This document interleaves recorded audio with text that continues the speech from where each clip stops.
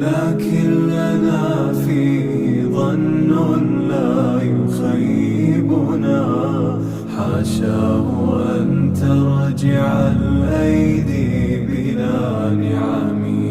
كم جاد من فضله قبل السؤال، وكم أعطى وأغنى بمحض الجود والكرم.